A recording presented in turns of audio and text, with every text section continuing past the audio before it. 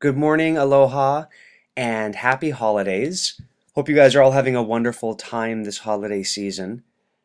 We have friends and family over, so I've been busy with cooking and having fun and enjoying conversations and whatnot.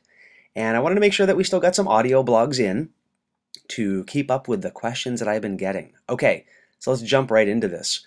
Aloha kumu, happy Thanksgiving. Although this came after Thanksgiving, I guess wishing me a happy Thanksgiving. Thank you very much.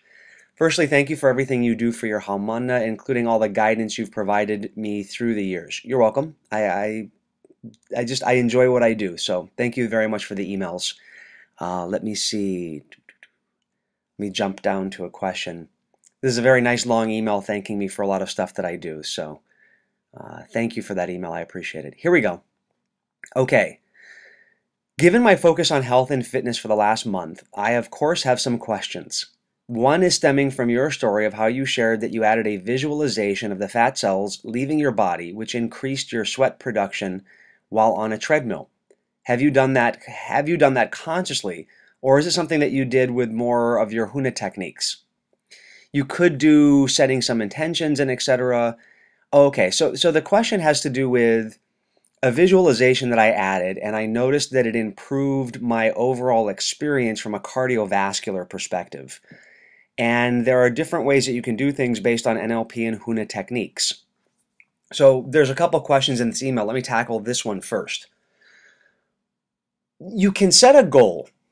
And so setting a goal or doing a pule is to do something for the future. So for example, I have a goal of a certain amount of health, a certain level of health that I want to achieve by the end of the year, by the middle of next year, by the end of next year. Okay, so that's putting that intention out there. When you do that, it sets a direction, it sets a movement towards that. So that's one of the things that you can do, for sure. The other thing is that when you set a goal, I always teach you got to let go. You got to let go of the form and achieve your goal, however it is that you achieve it. And having said that, while you're on the path and you're taking steps towards that goal, you need to be consciously present during those steps. So for me, there's no conflict between these two ideas. It's you set the goal, you put it out there, you kind of got to let go. And for those of you that haven't been any of my trainings, letting go doesn't mean just forgetting about it. Letting go means that we have all achieved goals in ways that we could have never imagined. We have all achieved things, and we've all tried so hard to get the goal, and you're clinging to it. It's like I'm squeezing my hands right now, and you're clinging to it going, I want the goal to be this way. And yet all of a sudden, as soon as you let go and go, however it happens, all of a sudden you get your goal. So when you set your goal, you do have to let go a little bit. You do have to kind of let go and enjoy the ride. And having said that, while you're on the path, you have to take certain steps. You do actually have to take certain steps, and you do need to be conscious while you're taking those steps. So I haven't got my workout in yet today. Today's actually a stretch day. Yesterday, I did a very intense cardiovascular workout.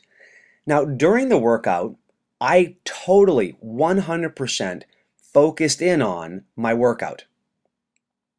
All of my conscious intention was there, all of my unconscious intention was there, and I was present in the moment. I was visualizing a healthy heart, the muscles around my heart becoming even stronger and healthier. I was visualizing the fat cells in my body liquefying and coming out in the form of sweat. And I learned to do this a while back from two different places. One, my experiences of going into a gym, and two, coaching volleyball. And I coached volleyball for a while and got some really positive experiences from that for health and fitness. I went into the gym one day, so let's start with that. The reason why I came up with this. I went into the gym one day and I'm on the elliptical, not a treadmill. The elliptical, that thing that makes you feel like you got no coordination. Love it. And God, that used to kick my butt. And I would look over to the right, and there'd be a person to the right of me, and they were watching TV. And whatever's on TV, Dr. Phil, Oprah, who cares? I look over to the left, and there's a person reading a magazine and chit-chatting with someone. Heck, I've even seen people on the treadmill talking on their cell phone. Now, look, I'm a busy person. I work a lot. I understand what it means to be busy, and some people, that's what you got to do. And my hat off to you. When I look around, though, the vast majority of people are doing anything other than focusing on their exercise. Malama pono, we Now, all that's how I stand in used to exercise. righteousness. So one day I sat there and Aloha went, what would happen if I keakua, just love is our shield. visualized It all of the doesn't need things that I to be needed to do perfect. It just needs in to be your order to best. improve my health and And fitness? And aloha, you know what? ahuiho, My class heart rate would dismissed. get up Love you all. Talk faster. to you soon. I would get a better sweat. I would get a better workout. And I started adding all of these visualizations to my entire workout. When I'm curling, doing bicep curls, I'm visualizing the actual muscle. I get a massage from one of my haumana, one of my students on a regular basis. Her name's Courtney. Fabulous massage. And she's massaging me, and one of my knots just, whoom, it releases. And we started talking about what I was doing, and I said, yeah, I visualize the muscle, and as you're massaging it, I imagine what it should look like after it has been stretched out and is in good health. So even getting a massage, I'm adding visualizations. And she tells me stories about how, or maybe it was another massage therapist that I knew told me stories about clients would sit there on their cell phones and talk on their cell phone while getting a massage. Okay, that's not being in the moment. Now, I know that the unconscious mind is 90 to 95% of who we are based on recent research and studies. The conscious mind is only 5% of who we are. You got to look at the analogy as an orchestra. Your conscious mind is the conductor, and everything else that's in the orchestra is your unconscious mind and your higher self. If you, the orchestra, want to play an amazing piece of music, then regardless of whether you did a poulet or you set a goal, the conductor needs to be there. The conductor needs to be present. The conscious mind needs to be focused.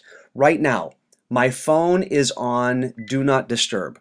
My cell phone is off. I am focusing 100% on this audio blog. I shut the door. I record this. This is something that I focus in on. And you will get so much more out of everything in your life if you do that. This morning, Skylar said to me while Sumi was in the shower, my wife was in the shower, my daughter's laying in bed because, it's no school right now. And she said, Daddy, can you come cuddle me? And I'm like, oh, of course. My daughter's 5. I'm going to jump in bed. I'm going to cuddle her for a little bit. I put my cell phone, turn it off. TV's off. I just sat there with her and listened to her talk. I didn't think about work. I didn't think about audio blog. I was there 100%. And she knows that. And you can tell when kids, because she's not going, Daddy, look at me, Daddy, listen to me. It was just, we were there, we were present, we were in the moment. And I think it's a lesson beyond just exercising and working out. Oh my goodness, it's already at the 8-minute mark. Well, I had one more quick question. I might run just a minute over here. I hope that's okay with you guys, because this question is pretty quick. The next question in the email was, for your foods, do you typically just go with what gives you energy versus versus the manna? I'm paying attention to manna energy, as well as the intention with the food, plus the elements in the food based on what I'm feeling and what I need at the time. If you are already a fit and healthy person, then yes, the best thing to do is to listen to your body. And if you're already a fit and healthy person and you have a good relationship with food, no baggage, no negative emotions, limiting decisions, and then at that point, if you're hungry, eat. I ate breakfast this morning. I had a huge breakfast, and an hour and a half later, I was hungry again, so I had a protein shake.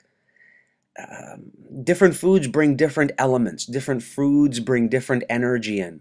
And at some point, as you're on your path for health and fitness, you realize food is just energy. And if your body needs some energy, then your body needs some energy. Just talking about it, I'm starting to get hungry again. Maybe today is a recovery day for me. I worked out really hard the past 2 days. Maybe my body just needs this energy. Now, if you are overweight, and I used to be 85 pounds heavier than I am right now, then listening to your body is calling out based on past behaviors, overeating, overindulging. And so your body, because the conductor, your conscious mind, has been telling it to play this song for so long, then I admit, at that point, it may not be the best thing to listen to your body. It may be the best thing to get consciously aware of calories, of energy, of how much you're eating, and that may be a necessary step on your path. However, if you have a question about food, if you have a detailed question about food and energy, I can do an entire audio blog on that because we're over 10 minutes and I wanted to keep these around the 10-minute mark for you guys. So anyway, let's wrap it up. And if you have more questions on food, well then, you know the email address. Please send me some more questions. I'm running down onto just a few more questions left. But anyway, Malama Pono, we all stand in righteousness. Aloha ke akua, love is our shield. Aloha ke kahi I ke kahi, treat everyone with love and respect. It doesn't need to be perfect, it just needs to be your best. And aloha a hui ho, class dismissed. Love you all.